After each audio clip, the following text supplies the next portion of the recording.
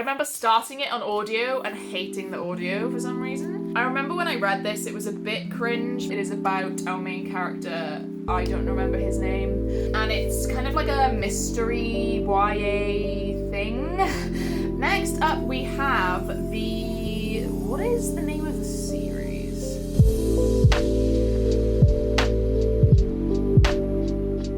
Hello my angels, welcome back to another video. My name is Ro, and today we are talking about my unfinished series.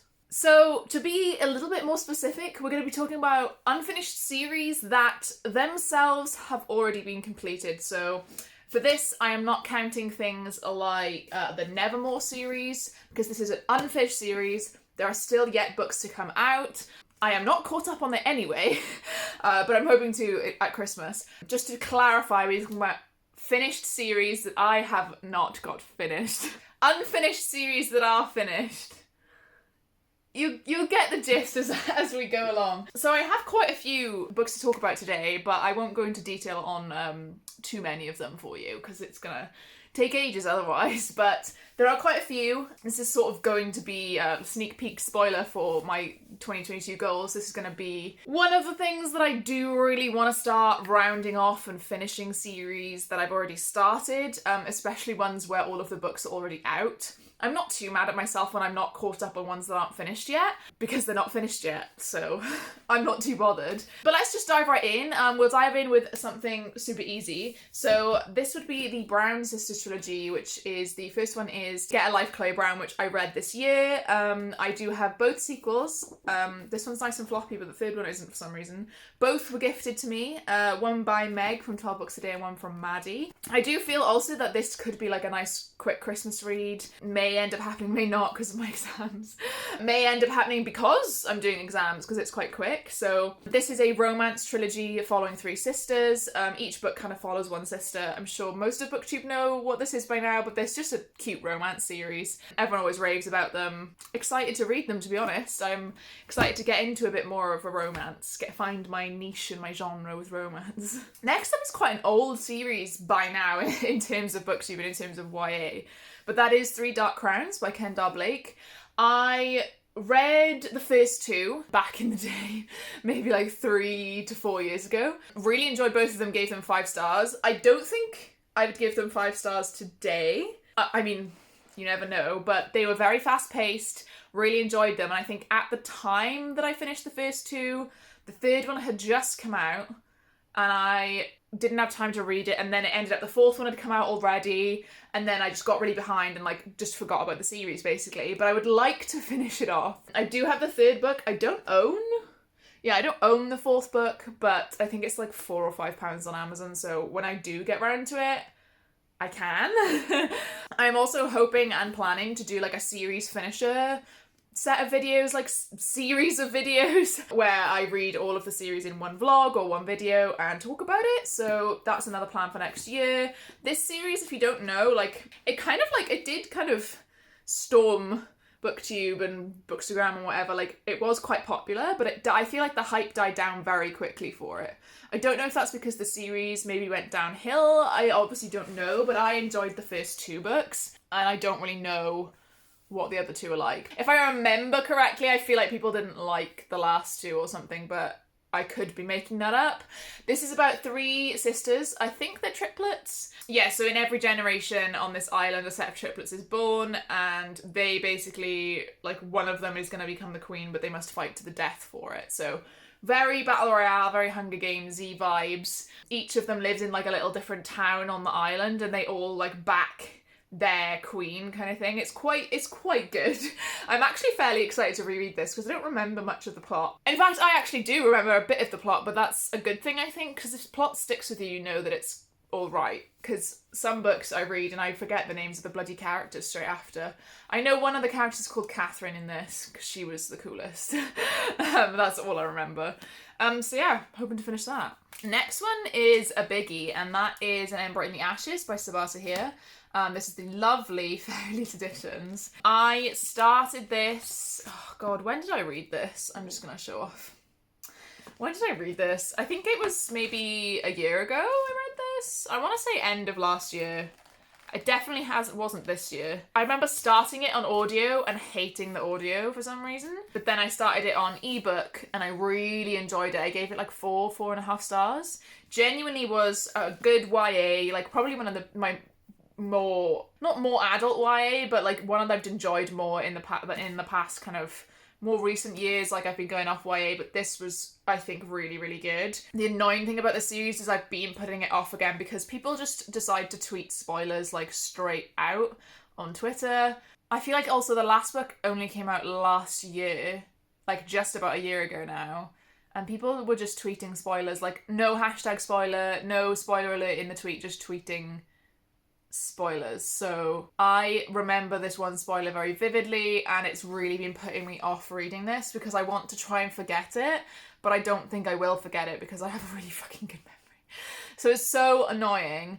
I'm still really pissed off that that's that. But An Ember in the Ashes is a YA about an orphan and a guy who's like, he's not really a prince, he's more like he's just a soldier, but his parents, his dad is like the top soldier in the company. He's like a general or something. And it's kind of oppressor and oppressed romance in the end. But I think Elias, the main character, he's very conflicted about his role, conflicted about being a soldier and all this. And there's magic involved as well. There's not actually too much magic in the first book, but I feel like it's a slow burn and a slow build up to what the magic in this is going to be, which I really, really enjoyed. And it's been blurbed by Robin Hobb and Brandon Sanderson on the back. So if you like those two, you'll probably like An Ember in the Ashes as like a YA alternative. Next up is a cute little middle grade, and that is Frostheart. The final book just came out in this series, and I'm hoping to read the next two for Polathon in February, which is J.D. Ray Reads' month-long Polar Fantasy readathon. I was thinking about reading them over Christmas, and then I remembered Polathon was a thing. So I do actually only have the second book right now. I don't have the third yet, but I think I put it on my wish list. I don't remember. But Frostheart is about a boy who can sing as power, and all of his village are like afraid of him.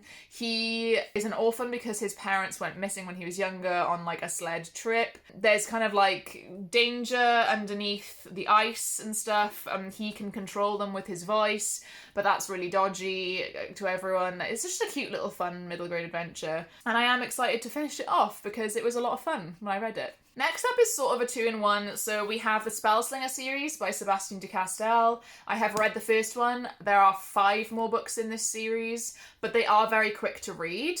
You cannot for love nor money get hold of the third hardback, so I don't know what I'm going to do about that. But I am very excited to finish this. This is about Helen. He is meant to be becoming a mage, a Jantet mage, and they have like bands tattooed around them, and the bands break when they can do the magic or like are trained far enough to do the magic. He has absolutely no magic at all, and he has no idea why, when considering his father is like the prince of the clan or something, like who's like really powerful. His younger sister is also really powerful, so it's like he is very, what's the word? He's very bitter that he does not have any powers. So he kind of tries to just like con his way through these trials that he needs to do to become a mage.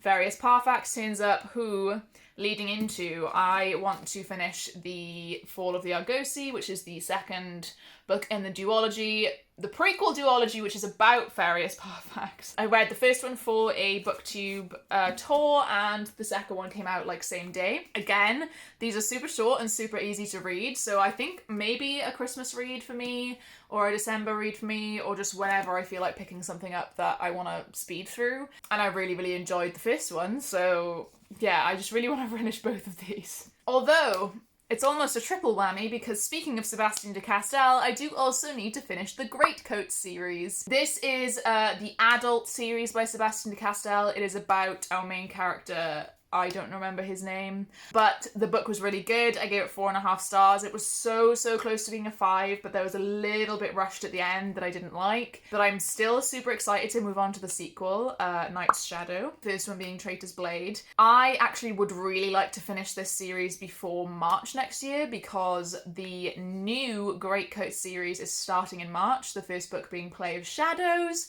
I don't know if it's a sequel series. It's the son of a Greatcoat, I think it follows, but it's a new series in the same world, is what I know. I do have them on audiobook, which means I'll probably get through them a little bit quicker because I can listen to them doing, you know, whatever I want to do, driving. You know, you guys do this as well, laundry, whatever.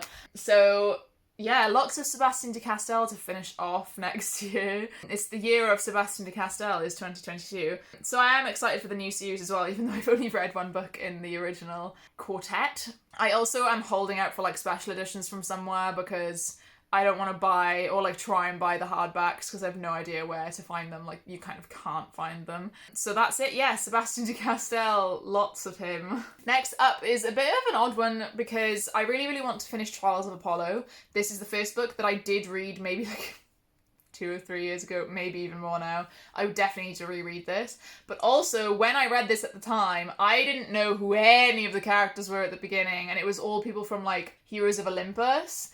I did not have a clue what was going on, so I think I want to reread Percy Jackson, Heroes of Olympus, then read this. But that is kind of a big task. I'd have to dedicate maybe like a full month to it or something, which is annoying because I don't really want to be rereading books. I want to be reading my TBR, but I also can't read these. I feel like I can't read these without having reread the previous ones first. That's just a personal preference, I think, as well. I've somehow got like really yellowed pages on this, which I'm really annoyed about. I remember when I read this, it was a bit cringe because some of them, like Rick Riordan in the modern age is trying to make jokes about like, you know, like TikTok and YouTube and stuff, which makes me cringe into myself. But overall, the story was really good. And so I continued to buy the hardbacks when they were coming out. So I've got like the hardback collection, even though they're ugly. I don't know why I've bothered buying them, to be honest, but here we are. Trials of Apollo is about, obviously, Apollo. He's cursed to come to Earth by Zeus because he's being his usual, you know, up himself, full of himself, arsehole. And I think that's pretty much it. Like, there's a lot more about the Roman stuff in here as well. I don't really have much else to say about it's Percy Jackson. Everyone wants to read Percy Jackson. Next up, we have what is the name of the series? Chronicles? It's Ruin of Kings. What is the name of the series? Oh my god, it's gone from me. Anyway, I need to finish the Ruin of Kings books. I can't remember the name of the series now, which is annoying me. This is the lovely Goldsboro edition of the third one. I don't own the first two yet because I was holding out to try and get the first two from Goldsboro, like second hand, because I have what number do I have? Number 160, which is quite low. I really like his signature as well. I think it's really cool. This series is a epic fantasy series about Kieran, fuck me. I'm so sorry. I'm so bad with names. This is about Kieran, who is like meant to be the destroyer of worlds or something. Like, his prophecy isn't to be the chosen one to save the world, it's the chosen one to destroy it. Lots of dragons, lots of gender stuff going on, especially in the second book. Lots of body swapping, lots of reincarnation. It's kind of hard to explain the plot because it is like very convoluted, but eventually it like comes together and is quite satisfying. The second book, I did give it like 3 stars. I didn't enjoy it as much, but Katie from Brightest Katie Reads has said like the third one is her favourite and it gets better from there. Like, she said the second one wasn't her favourite either, even though I think she like 4.5 starred it anyway. I do still want to continue the series. I do still want to get back into the world and stuff. So, and technically this isn't actually a finished series yet, but the 5th one comes out next year, like middle of next year, and I feel like I'm probably not going to get to them before then anyway. So I'm just putting it on here as it will be a thing soon, but it'll be a finished series. I do want to talk about Vicious by V. Schwab because I read the first book and I really, really loved it. I gave it 5 stars. And I have Vengeful. Actually, do I have the paperback? I don't know. I thought I had the paperback. Maybe I don't. I have not read Vengeful yet. It is a sequel. I think technically you can still read Vicious on its own, but Vengeful is a sequel that I've not gotten to yet, and I've also heard that there's going to be a 3rd book eventually, and also she's done a 1.5 comic series called Extraordinary. So there's quite a few things to catch up on, like, in this world. If you don't know what Vicious is about, it's a very, very unique book, very good book about extraordinaries, who are people who get powers after having very near-death experiences. And the main book, Vicious, or the first book, Vicious, is about two college students who kind of discover this theory and make it come true, but then one kind of goes off the rails and the other has to stop him. But neither of them are heroes in this, and also kind of neither of them are villains. It's not very black and white. It's very morally grey on both sides. Although you could argue the guy who goes off the rails is a villain. It is very nuanced in like the way that she goes about the story. It is very good. It is very well written. It's probably like, I think it's my favourite book that she's done, because it's the only one I've given 5 stars that I've read by her. I still have quite a few to read though. Speaking of that, I do still need to finish the Darkshader Magic series, because I still have not read the last book, which is The Conjuring of Light. I read the first 2 years ago, so I would probably need to reread them at this point before reading the third one. But I am also waiting for her like Threads of Power series, which is a sequel series to Darkshader Magic. So I'm thinking I should probably wait. I think I've said this in a video before, but I'm going to wait to reread Darkshader Magic and Gathering of Shadows and read Conjuring of Light, read that series just before the next one's about to come out, which I think was meant to come out next year, but it might have been pushed to 2023 by this point, because she's got Gallant coming out next March, which is just another standalone. So I'm not sure what's happening with Threads of Power. I may have to look it up, but I think it may have been pushed to 2023. So this may not be a series I get to in 2022, but I'm putting it on this list anyway. Coming back to some middle grades, I really, really want to continue the School for Good and Evil middle grade series. I've heard that there's quite a few books in this series now, almost like a couple of sequel trilogies and things, but I would like to finish the original series. I think there might be like 9 at this point, or 8 total, but I think there was an original trilogy and then another trilogy, so I'd have to look into it, but I'm pretty sure it's finished, or at least parts of it are finished, so that I could finish one small thing, kind of like how I do with Cosmere. Like, once I complete the Mistborn trilogy, I see that as a completed series. Like, I'm not counting the whole of the Cosmere as a completed series. So I'd like to get further with School for Good and Evil, because I really, really enjoyed the first book. It's about 2 girls who are like picked from a village, and one is going to go to like the evil school and one is going to the good school, very much following like fairy tale roles kind of thing. I was going to say gender roles, but they're not really, they're both female, but definitely being forced into particular roles whatever school you go to. But the very dark goth looking child ends up going to the school for good, and the very pretty blonde blue-eyed girl ends up going to the school for evil. And they spend the whole of the first book kind of like back and forth, like, we're clearly in the wrong place, blah blah blah, but then eventually it kind of comes through and it's like, well, oh, but is she actually good and she's actually evil? But they just don't look the part. And obviously I really love school settings anyway, so I really, really enjoyed this book. And I'm not sure why I didn't continue. I don't really remember. But I'm sure that happens to most of us all of the time. You don't remember why you didn't pick up the sequel. You just got so much going on and such a long TBR that you're just like floating all over the place.